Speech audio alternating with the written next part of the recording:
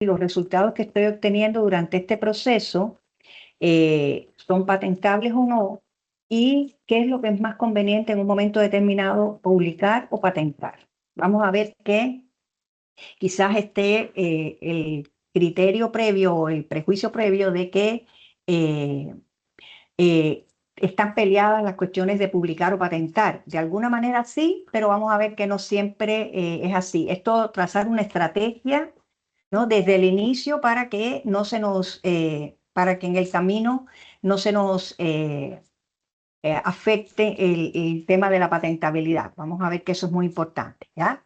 Entonces, bueno, eh, vamos a comenzar un poquito explicando qué son los activos intangibles, que es a partir de ahí se desarrolla todo el tema de lo que es la protección de la propiedad intelectual.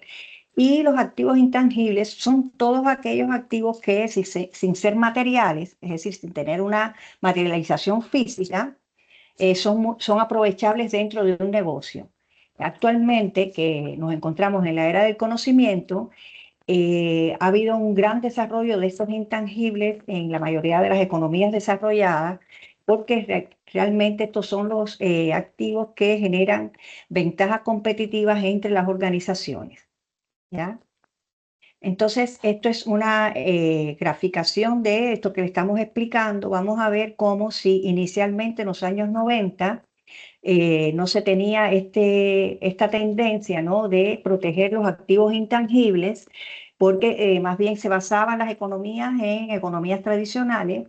En la medida que ha ido desarrollándose el desarrollo tecnológico a nivel mundial, vamos a ver cómo cada día más se separa la inversión, es decir, se le pone mucha más plata a estos activos intangibles que a los bienes materiales o activos tangibles como tal. Es decir, hay una tendencia a nivel mundial de que se apoye financieramente más a estos activos intangibles.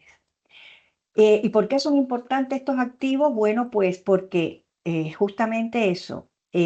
Anteriormente en las economías tradicionales lo que imperaba era los valores tangibles, es decir, los commodities, las economías basadas en materiales, en activos materiales. Y sobre esa base se desarrollaba también el comercio. Está un poco restringido el comercio al ámbito nacional, y en ese punto la propiedad intelectual se veía de una manera reduccionista. En la medida que hemos ido transitando hacia una nueva economía, vamos a ver que estas economías se basan más en el conocimiento, están soportadas por mercados globales y regionales, ya no solamente nacionales, y en este punto la propiedad intelectual adquiere un gran valor para acuerdos de licencias y para el comercio internacional en general, y el capital humano se vuelve mucho más productivo. Entonces, ¿qué cosa es la propiedad intelectual? Vamos a partir explicando que son derechos que se adquieren, o dice propiedad, como usted adquiere un auto, adquiere una vivienda, bueno, pues estos son derechos de propiedad, pero que se adquieren sobre las creaciones del intelecto, por eso es que se llama propiedad intelectual, ¿no? Es decir, sobre los bienes intangibles. Entonces,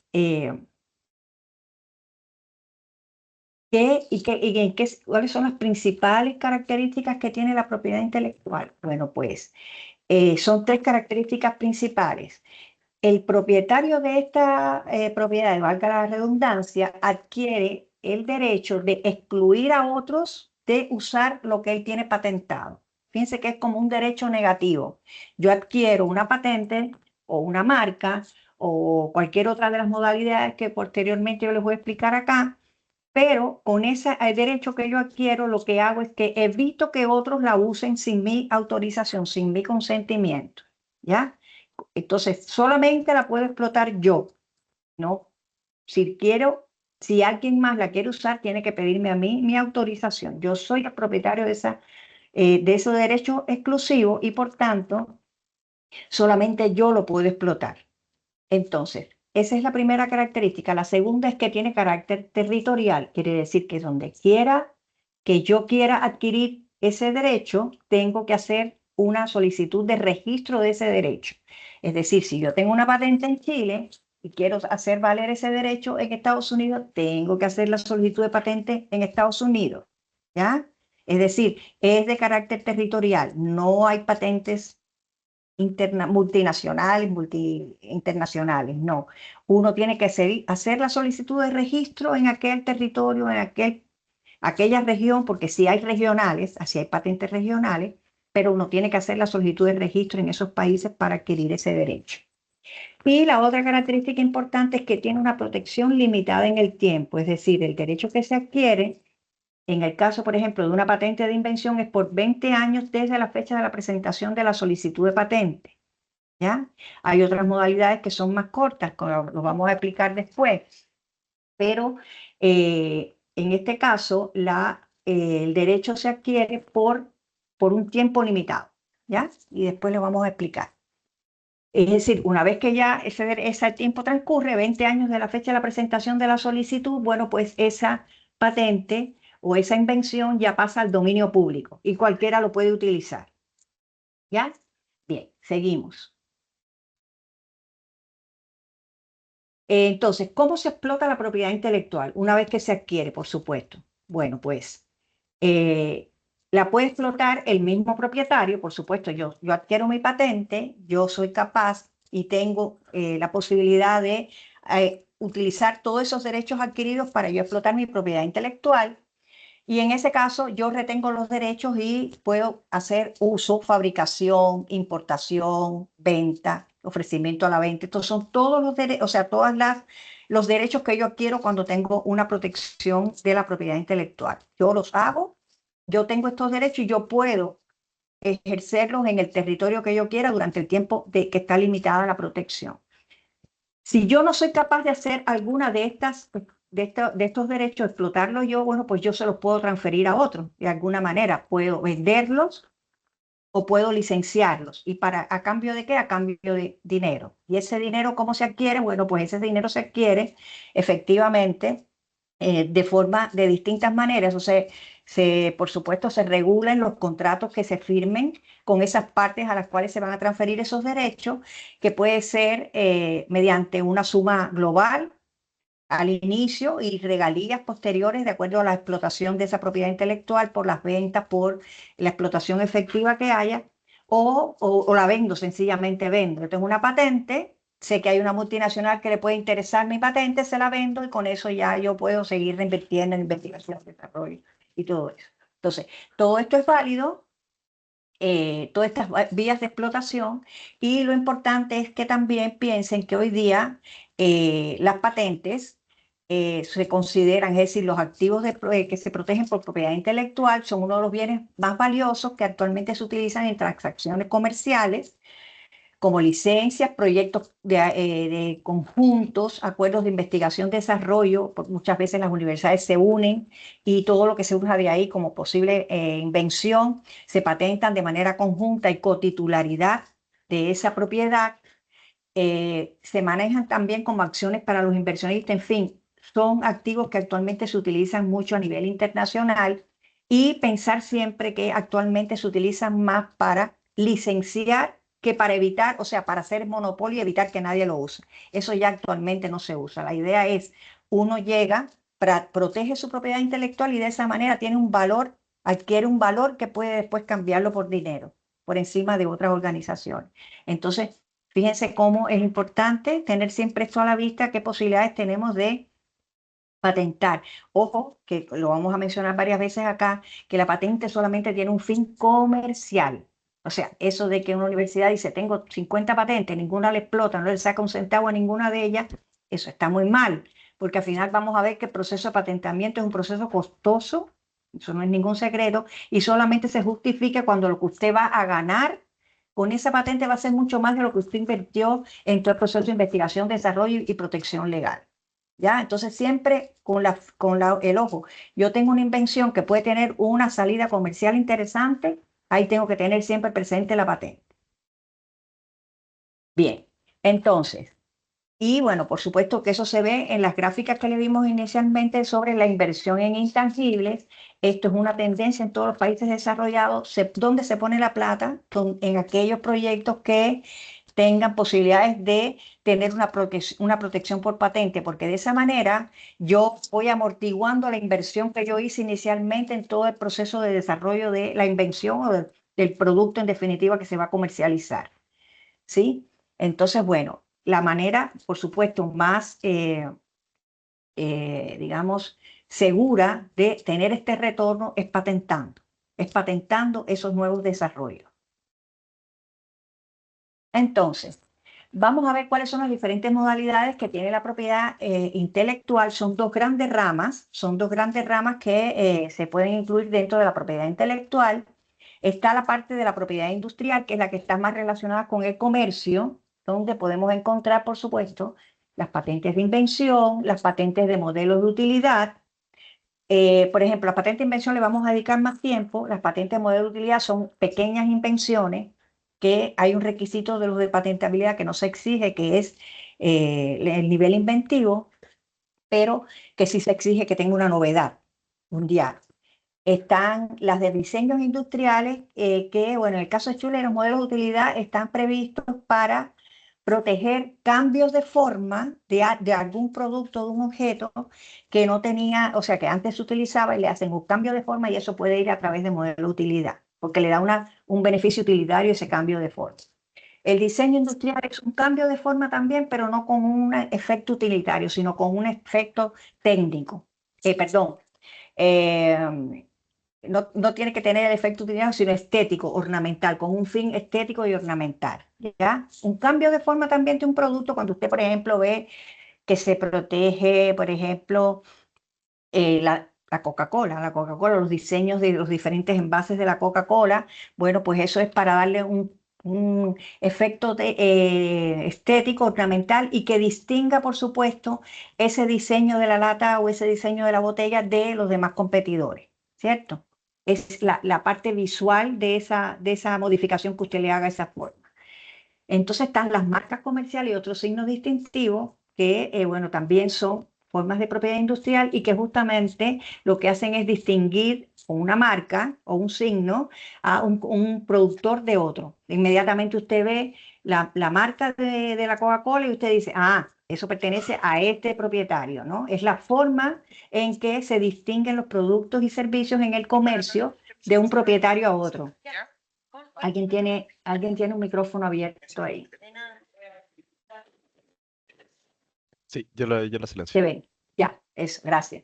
Entonces, bueno, esquemas y trazados de circuitos integrados, bueno, eso es una manera también de proteger los circuitos integrados que les puedo decir que en la práctica no se usan, no se usan mucho, no sé, creo que fue una forma en que se generó ese tipo de modalidad, pero actualmente casi nadie protege esto, creo que es porque me imagino que porque evoluciona tan rápida la tecnología que no vale la pena el tiempo de protección que da, que son como 5 años nada más.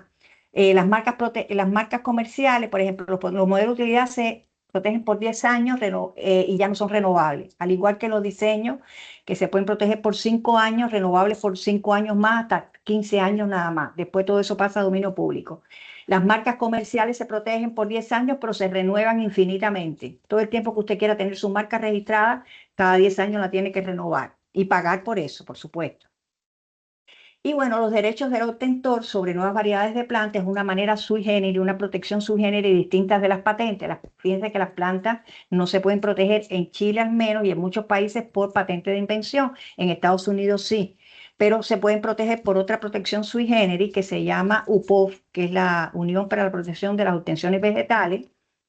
Y que bueno, sí, Chile pertenece a esa organización y sí pueden protegerse nuevas variedades vegetales a través de esa vía sui generis. Y vamos a ver que también está la protección, o sea, lo que es la información confidencial, que si bien no se protege por ley, es otra forma de resguardar cuando usted crea una invención y no quiere hacerla pública, porque vamos a ver que las patentes siempre se van a publicar. De eso vamos a hablar después. Y la otra gran rama que tiene que ver con la propiedad intelectual es los derechos de autor o derechos conexos, que están destinados, están previstos para proteger material original, literario, artístico, dramático o musical. Todos saben los derechos de autor para las grandes obras musicales, las obras obras artísticas, incluyen filmes, espectáculos, multimedia e incluso programas de computación. Los programas de computación, lo que es el código fuente, puede ir por derecho a autor. Sin embargo, el algoritmo, el método mediante el cual se ejecutan ciertas operaciones para llevar a cabo un proceso que permite obtener un resultado técnico, bueno, pues en ese caso el derecho de autor, las patentes de invención pueden permitirse proteger este tipo de invenciones que son invenciones implementadas por computadora. Lo que es el algoritmo, el código fuente se puede ir por derecho de autor, ¿ya? Entonces, digamos. Bueno, vamos a ver qué es un producto comercial. Usted puede encontrar varias de estas modalidades que hemos hablado. Por ejemplo, en este caso, que son esas tortas heladas que vienen con varias capas, distintas formas, esas capas, ¿no? De el helado. Bueno, pues tiene su marca comercial por acá. Además tiene también estas láminas que, como ustedes ven, vienen unas láminas rectas, otras vienen en forma de un surquito. Bueno, pues eso se puede proteger por diseño industrial, porque es algo que le da una estética diferente a la torta. Y bueno, está también lo que es la tecnología que se utiliza para mantener esas láminas intercaladas, es decir, las que tienen la figurita y las que son rectas. Eso también lleva atrás una tecnología. Entonces, probablemente este producto tenga varias de esas modalidades detrás que protegen las diferentes variantes los diferentes aspectos de él.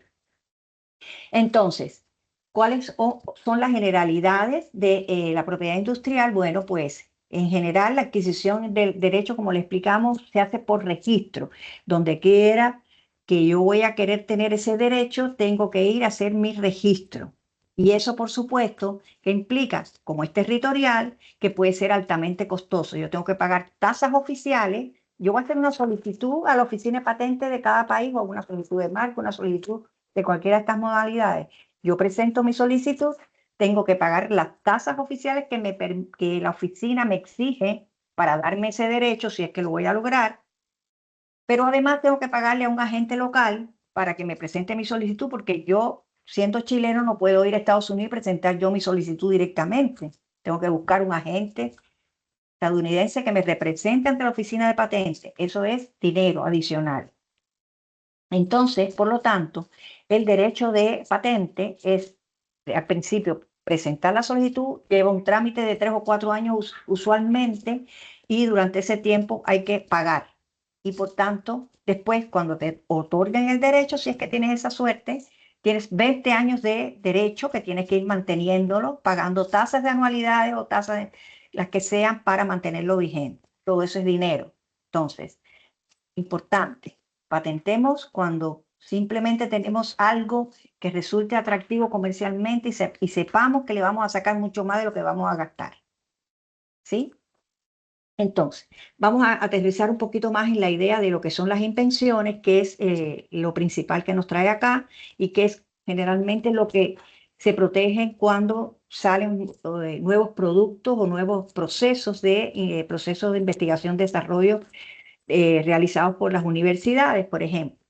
¿Y qué es lo que se entiende como una invención? Bueno, esto es, una invención se reconoce como toda solución técnica a un problema que se genere en cualquier tipo de industria, que genere un quehacer industrial. Si yo soy capaz de generar una solución a un problema sin que previamente no se había resuelto, o que tenía una solución alternativa que todavía no era lo suficientemente buena en términos de características técnicas, o sea, aspectos técnicos más que económicos, fíjense, menos, o sea, un proceso o algo un poco más simple de lo que se hacía. Sí, detrás hay quizás un ahorro, pero la cuestión que más pesa acá es la simplicidad técnica, sobre todo características técnicas que permitan evaluar si esa solución técnica que estamos proponiendo realmente cumple con los requisitos de patentabilidad que vamos a evaluar posteriormente. Entonces, la protección, por tanto, de las invenciones son de vital importancia para la alta tecnología, sobre todo aquellas invenciones donde hay una gran inversión previa de capital de riesgo, por ejemplo, en el caso de la biotecnología, la industria farmacéutica. En esos casos, fíjense cómo las multinacionales tienen sí ya una cultura y una estrategia de ir patentando todo lo que puedan para poder después mantenerse más tiempo en el mercado, ¿ya?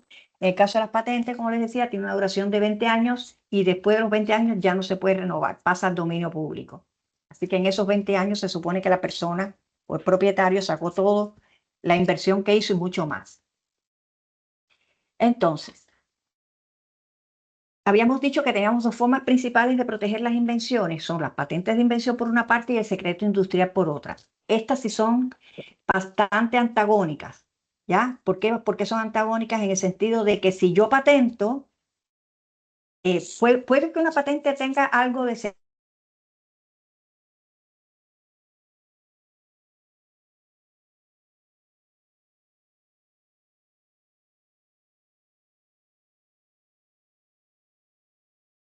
Hola. Em, ¿Se cayó Olga o me caí yo?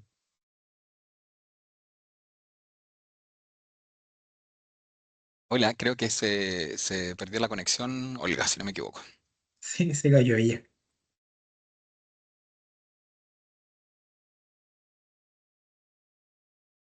Ahí lo estoy escribiendo para, para retomar la conexión.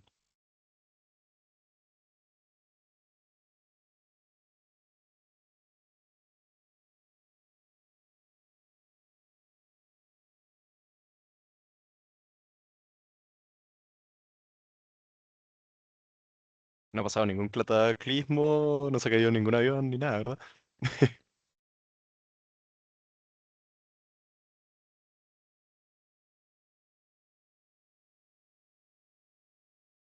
Solo su internet. Ahí me acaba de escribir que se cayó el internet, que se va a reconectar ahora.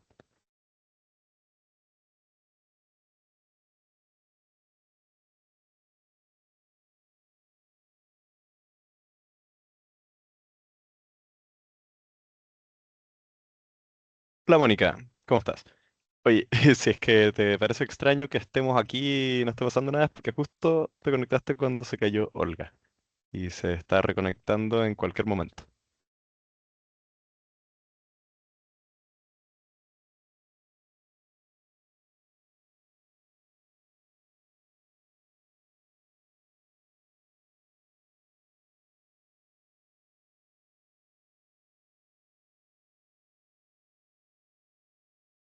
Bueno, aprovechando la oportunidad, les recuerdo que nosotros mañana tenemos otras sesiones que son de talleres prácticos.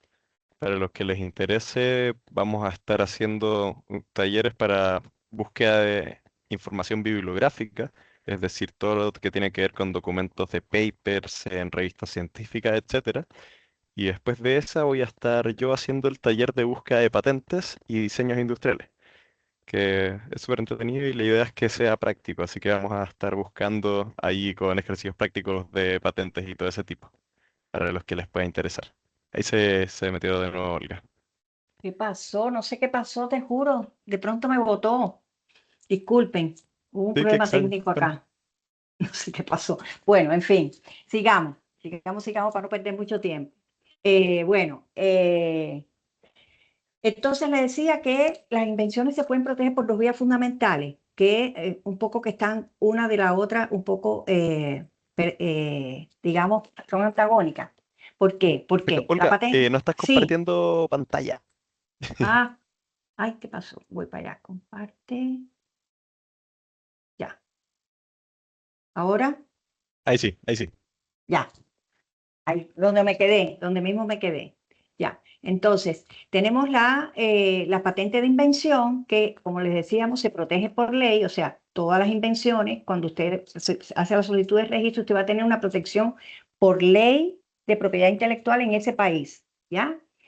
Ahora, ¿qué pasa? Con la patente usted va a obtener un derecho exclusivo, es cierto, pero al mismo tiempo usted tiene que divulgar la invención de una manera que sea posible reproducirla. Por tanto, esa información que usted va a poner en su solicitud de patente, donde va a tener que describir todo, porque alguien la tiene, alguna persona con conocimientos técnicos en el campo tendría que ser capaz de reproducirla, esa información en algún momento va a ser pública y todo el mundo va a tener acceso a ella.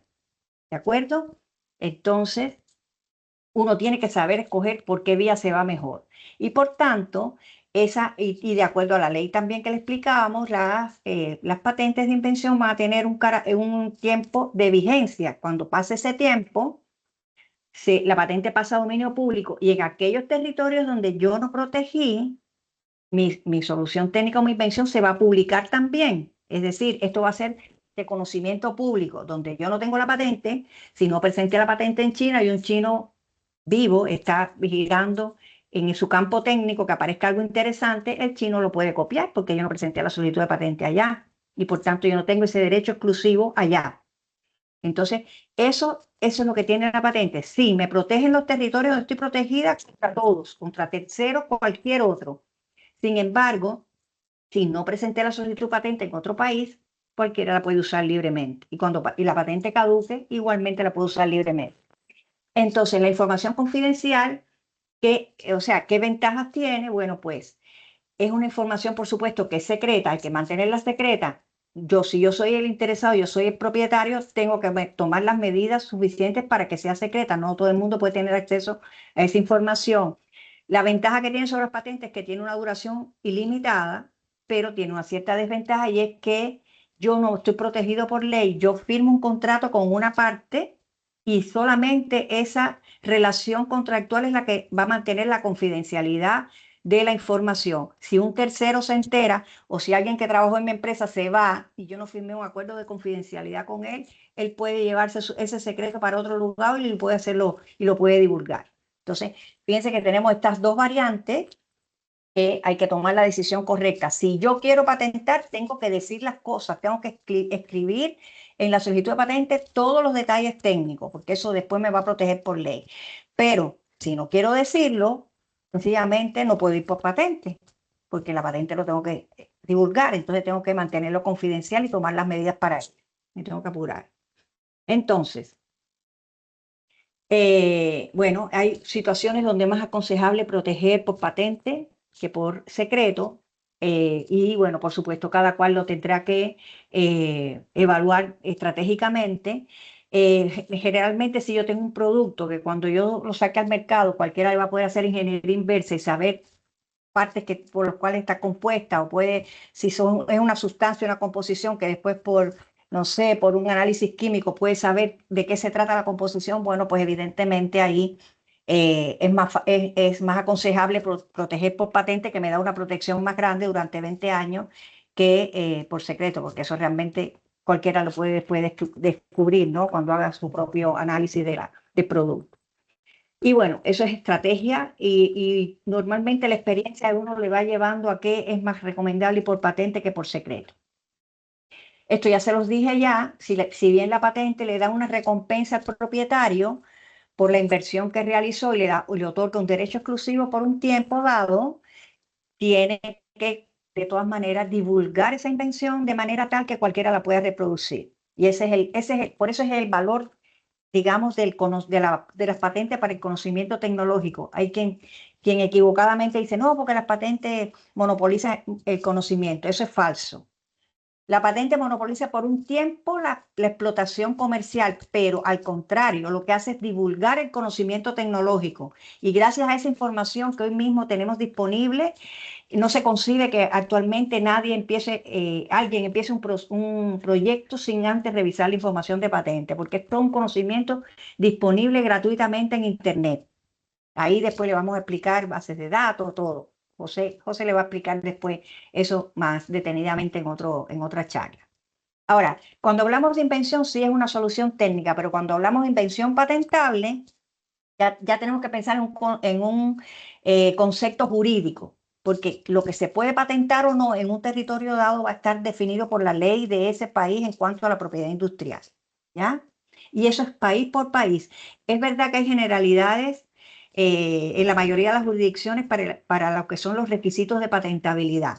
Ahora, lo que sí se diferencia es en aspectos relacionados con las materias que sí se pueden patentar en un territorio o que no se pueden patentar. Y eso hay que verlo en cada país. Por ejemplo, aquellas cosas que no se consideran, aunque sean soluciones técnicas, no se consideran invenciones.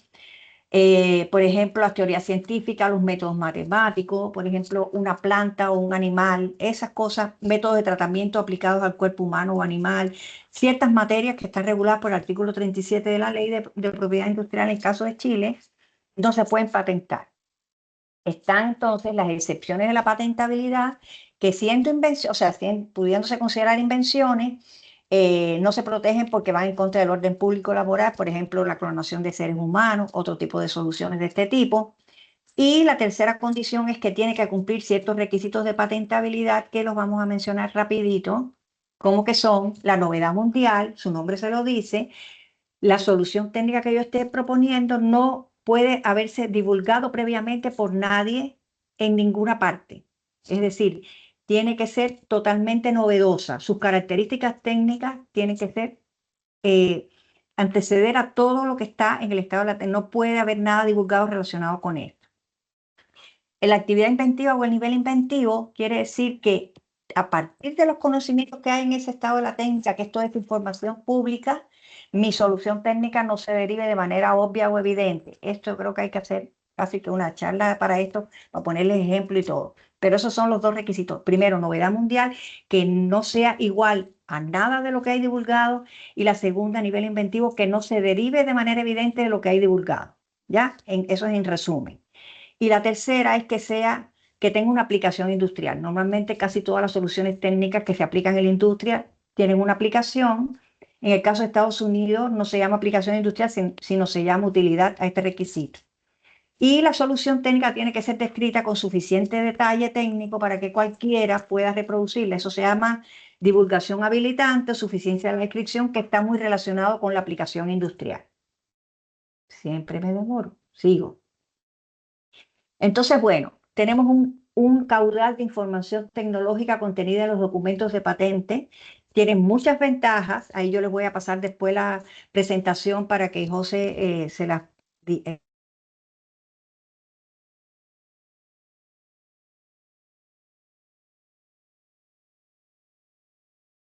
No, sacar de nuevo parece. Sí, se cayó.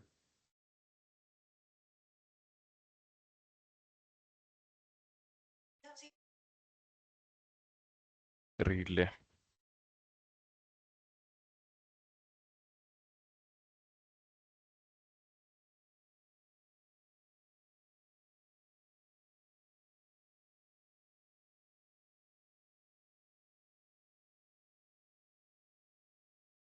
Pero bueno, puedo seguir complementando un poco lo que decía Olga en el fondo. Esto que dice que de qué es la información de patentes está muy relacionado con lo que ella explicaba sobre el estado del arte. Que ¿qué es el estado del arte? Al final se refiere a cualquier cosa que esté publicada en cualquier lugar del mundo.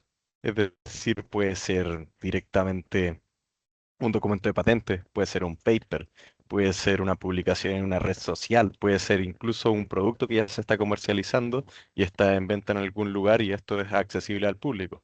Entonces esto también se considera parte del estado del arte. Entonces todos estos requisitos que explicaba Olga de la novedad y el nivel inventivo, en el fondo evalúan este estado del arte, que es cualquier cosa que esté pública en relación a la tecnología que se está intentando patentar en esa fecha en específico. Entonces, si por ejemplo yo estuviera intentando patentar algo que es idéntico y que existe en una publicación en Corea, por ejemplo, en ese caso, esa publicación en Corea me estaría afectando a lo que yo estoy intentando patentar, por ejemplo, en Chile, porque estos requisitos son mundiales y el estado del arte se evalúa si es que está público en cualquier lugar del mundo. Em, y bueno, voy a esperar a que Olga se conecte de nuevo.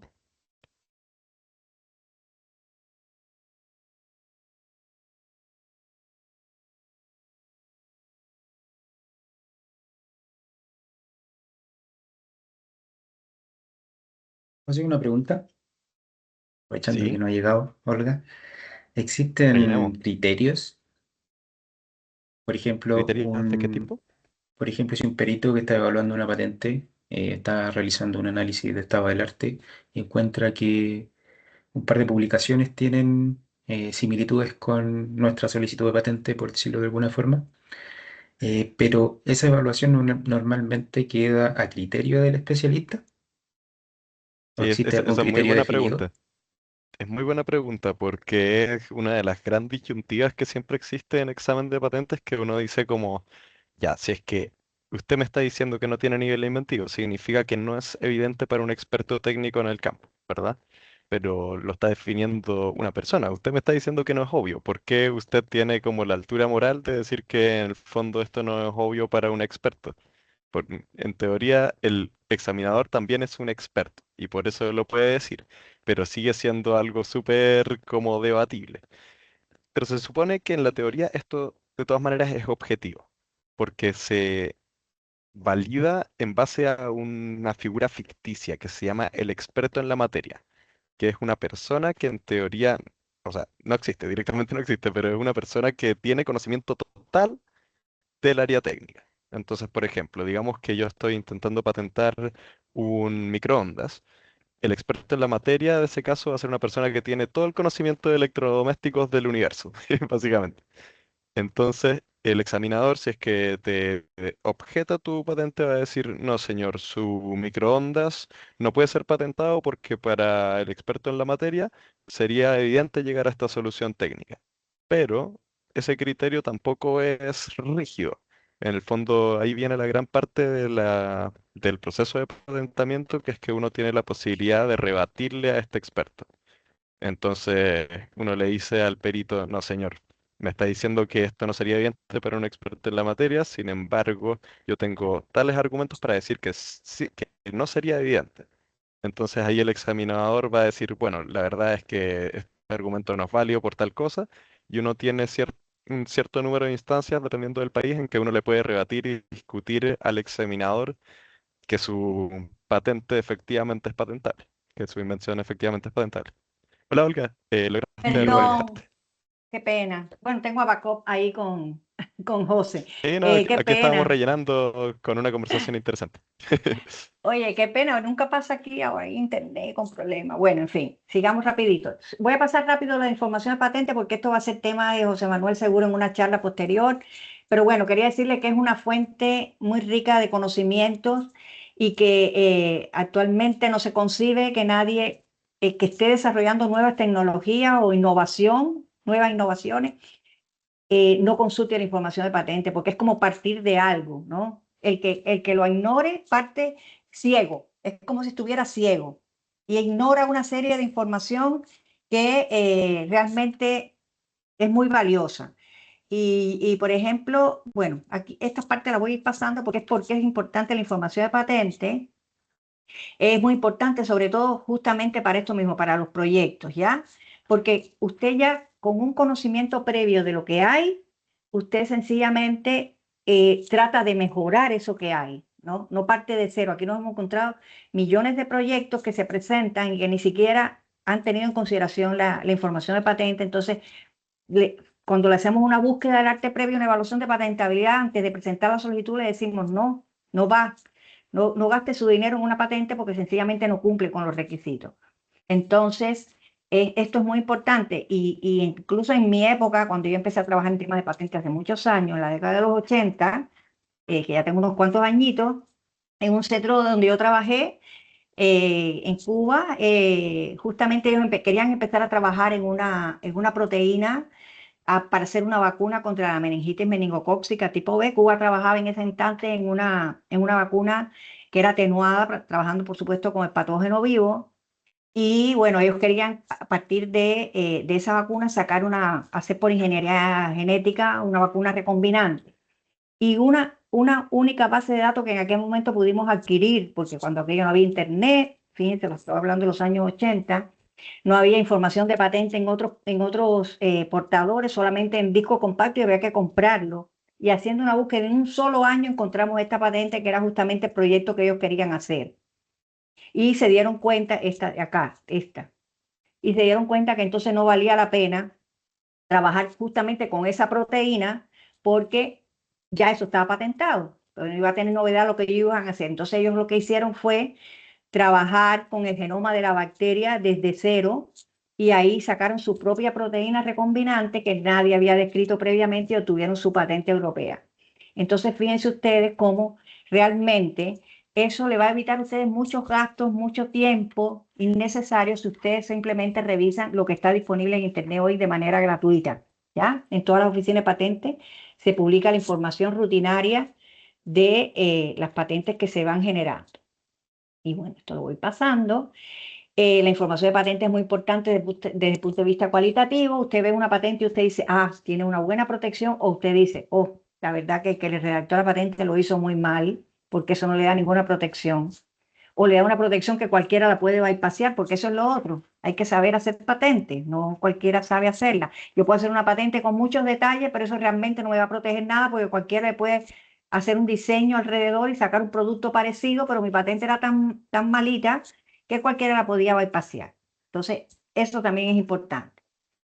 Y bueno, están los análisis cuantitativos que nos permiten analizar. Estas son, por supuesto, solicitudes presentadas en Chile, donde están las principales áreas. Fíjense que aquí todavía en el año 22 no había explotado el boom ese de las patentes relacionadas con inteligencia artificial o cuestiones de invenciones implementadas por computadoras. Entonces, bueno, esas son las principales áreas y las principales solicitantes, universidades, empresas o personas naturales y donde hay cotitularidad. Es una muestra nada más de cómo se analiza. Y bueno, importante, la cuestión de lo que nos trae acá, publicar o patentar. Ya vimos que si queremos realizar, si tenemos una invención que puede tener un impacto comercial importante, ojo con las patentes. Ahí sí vale la pena analizar la estrategia, si vale la pena irse por patente o no. En ese caso, acuérdate que habíamos dicho que las patentes tienen que tener novedad mundial y si queremos patentar, no podemos divulgar, ¿no? O al menos antes de patentar. Ahí es donde está la clave de la cuestión, ¿ya? O sea, si yo quiero tener un resultado que después pueda proteger por patente, no me puedo adelantar y publicar los resultados. Tengo que guardarlo, tengo que mantenerlo confidencial, tengo que preguntarle a la gente que sabe, ¿puedo divulgar esto? Antes de divulgar, porque si no, si después va a salir de ahí una invención que puede ser patentable, es probablemente que yo mismo, con mi publicación, maté la novedad. Entonces,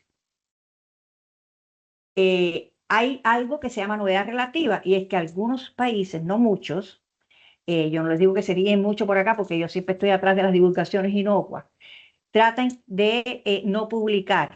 Algunos países, muy pocos, como ustedes ven, tienen un periodo de gracia que los propios inventores pueden divulgar su invención sin que se afecte la novedad. Estos son los que hay. Los que no están acá en esta lista probablemente no tengan este periodo de gracia y por tanto la publicación del propio inventor sí le va a afectar la novedad y no va a poder patentar en ese territorio. Entonces, bueno, para que se hacen las búsquedas ya lo vimos. ¿Cómo yo analizo si realmente yo tengo una solución que pudiera ser patentable? Yo hago una búsqueda de estado de la técnica, que José Manuel les va a enseñar a hacer, y ustedes ahí dicen, ¿he identificado algún documento que contenga todos los elementos que tiene mi solución técnica? ¿Ustedes saben cuándo siempre se cae este requisito? Adivinen, cuando los propios inventores publican. Y lo primero que hace, cuando nosotros nos mandan a nosotros un estudio de patentabilidad, lo primero que hacemos es buscar por los inventores.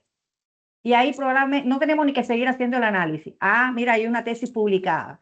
Ah, hay un artículo donde lo dice todo lo que está poniendo en la solución técnica. Ah, no, mira, ya no tiene novedad, no puede seguir para adelante el análisis. Porque ese es el primer requisito que se evalúa y el que casi siempre se cae porque los mismos inventores divulgan. Entonces, muy importante, ojo, antes de publicar, asesórense correctamente para una buena estrategia. ¿Ya? Después sería el que viene atrás, que sería, bueno, no hay nada publicado que sea idéntico a lo mío. A partir de los conocimientos técnicos que hay, que se han hecho públicos, mi solución técnica es obvia, se deriva de manera evidente del estado de la técnica. Ahí hay un buen análisis que hacer, porque es un requisito que tiene un poquito de subjetividad. Para alguien algo puede ser obvio y para otros no. Y ahí es donde nosotros nos peleamos más con los examinadores del INAPI, que muchas veces lo ven todo obvio. ¿Ya? Porque conocen ya la invención previamente. Una vez que ellos la conocen, ya buscan estado de la técnica y empiezan a unir piezas y piezas del estado de la técnica para hacer la invención, o sea, obvia. que no tenga nivel inventivo. Pero ahí eso sí lo podemos pelear muchas veces con los examinadores y explicarles por qué no es obvio a partir de los conocimientos técnicos que hay. Y bueno, lo de la aplicación industrial que casi nunca se cuestiona. Entonces sabemos que los investigadores, por supuesto, tienen que publicar, pero lo que pasa es que, y bueno, y muchas veces, quizás una publicación muy inicial puede matar lo que va a ser el nivel inventivo de algo que viene detrás. Quizás una publicación inocente en una revista, en un periódico que le diga a alguien que les hace una entrevista y ya usted dice, porque yo tengo una composición que sirve para hacer un material que puede ser un sustituto óseo y digo los principales componentes. Bueno, pues te dijiste ya la esencia, cuál va a ser después la invención. ¿Entiendes? Entonces, esas publicaciones así que son muy inocentes, muchas veces matan la posibilidad de una patente. Entonces, ojo con eso. Entonces, ¿qué hacer? Bueno, como primera opción, como yo les decía, se recomienda no divulgar nada antes de solicitar la patente. La adquisición de una primera fecha de presentación, aunque se trate de una solicitud provisional, que en Chile existe esa figura, algo que después no se va a publicar, pero solamente adquirimos una fecha de presentación. Y ya con eso cogemos el primer lugar en la oficina para que nadie venga a presentar algo parecido a lo mío. Con eso es suficiente, después pueden publicar. Pero tenemos que tener entonces que aquí empieza a correr el reloj, porque en temas de patente todo es un reloj. Si yo pongo un pie en la oficina y marco una fecha de prioridad, a partir de ahí entonces ya yo tengo que antes de los 12 meses presentar esa solicitud en todos los demás países, ¿ya? Para poder tener ese derecho. Y bueno, de eso se trata, de hacer una buena estrategia que nos permita a nosotros el principio hasta el final saber qué podemos decir, qué no podemos decir, en qué momento podemos decirlo. ¿Qué podemos decir? En fin, es toda una estrategia que se recomienda seguir para tener las dos opciones, publicar y patentar. ¿Ya? Muchas gracias. Ya. Perdonen la caída de corriente del internet y del apoyo de siempre. ¿Hay dudas, preguntas? Muy interesante, muchas gracias, Olga. Yo tengo una consulta con respecto a estas patentes provisionales. ¿Qué puede ir en una patente provisional? ¿Tiene que ser como una patente más compleja con toda su estructura o puede ir, por ejemplo, algo más básico? ¿Cuál es la diferencia con una definitiva? Sí, no, la provisional, lo bueno que tiene es que usted puede, ese tiene su trampita también. Yo soy de las majaderas que le gusta poner todo lo que va en la patente definitiva en la provisional, porque tú estás adquiriendo con eso un derecho de prioridad, ¿no es cierto?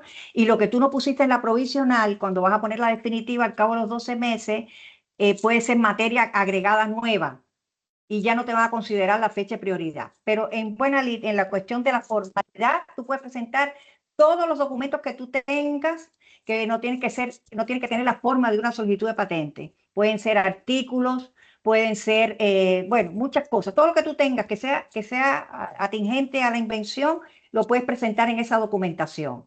Y ya con eso tú adquieres una fecha de prioridad. Pero ahí sí tiene que estar toda la materia, porque hay que considerar que cuando presentes la solicitud definitiva, lo que no pusiste en la provisional te lo va a considerar como una fecha nueva. Y si el inventor por casualidad publicó entre la provisional y la definitiva algo, ese algo que sea nuevo le va a matar la novedad. ¿Sí? Siempre busquen asesoría, siempre traten de buscar asesoría para hacer la estrategia. ¿Sí? Para que no fallen. Eso es muchos años de experiencia y de práctica para saber qué se puede hacer y qué no se puede hacer.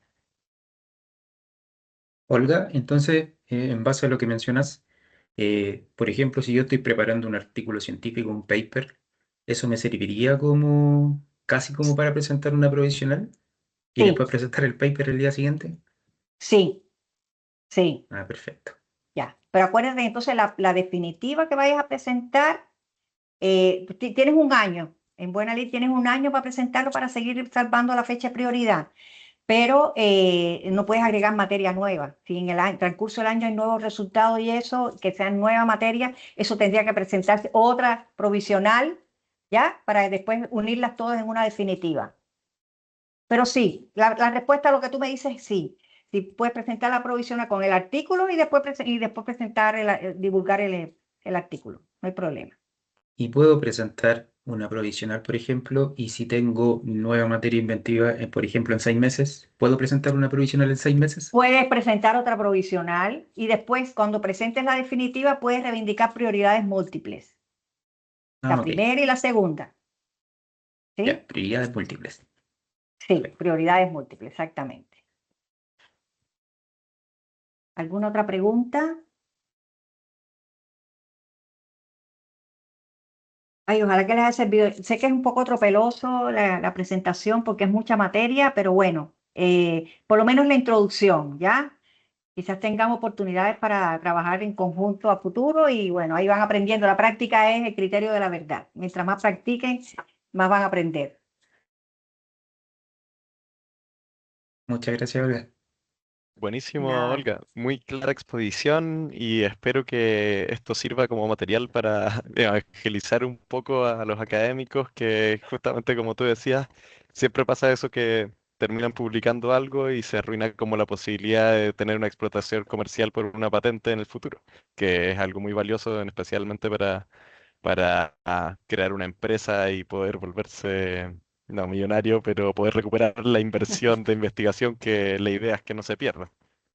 Y transferir, Así porque que, también las universidades tienen esa posibilidad de desarrollar nuevos productos y procesos y después transferir y licenciar a la industria.